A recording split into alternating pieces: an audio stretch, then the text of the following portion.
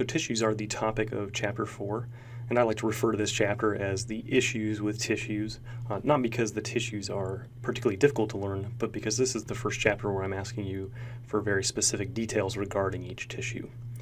My lessons in Chapter 4 cover material found in pages 115 to 140 of your textbook. And so in Chapter 1, we explored structures at the chemical level and things at the chemical level. We saw that atoms combine together to form molecules. We talked about 4 very important molecules in Chapter 1. In Chapter 3, we looked at the cellular level.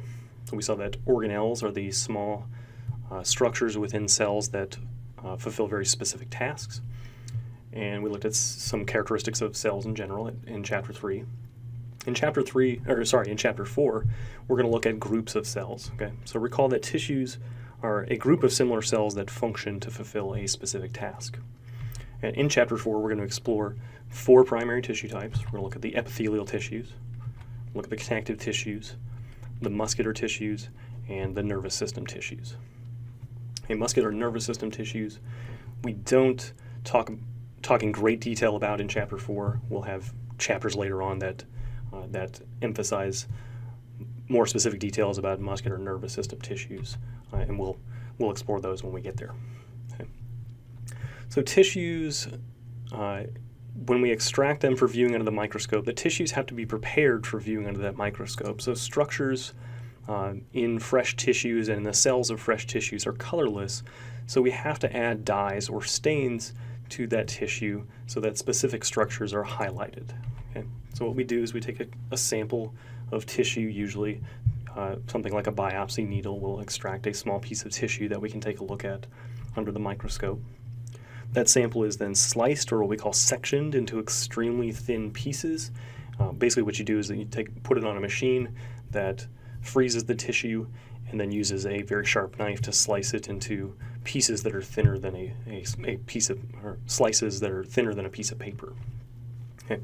As I mentioned, structures in fresh tissues are colorless, so we have to prepare the tissue to receive a stain or a dye. Okay. Usually what we'll do is we'll use a chemical first that will fix or preserve the structure of the tissue so that it can take up the dye.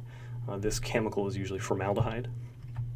Okay. And then finally what we do is we stain it or dye it so that different organelles and structures are easily identified within that tissue. As I mentioned, there's 4 primary tissue types that we're going to take a look at. We have the epithelial tissues. The general functions and characteristics of epithelial tissues are the epithelial tissues line, cover, and protect deeper tissues. So the epithelial tissues form the linings and coverings of our body. The connective tissues, as their name implies, they're going to bind and support, so they connect other tissues together. The muscular tissues, their primary function is to produce movement. And the nervous system, or nervous system tissue, its function is to signal and control. Okay. All tissues, no matter what type of tissue it is, has 2 components.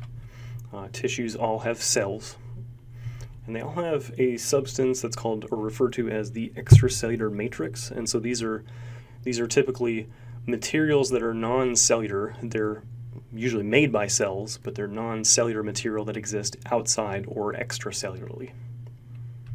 Okay. So the difference between the different tissue types is the proportion of cells to the proportion of extracellular matrix.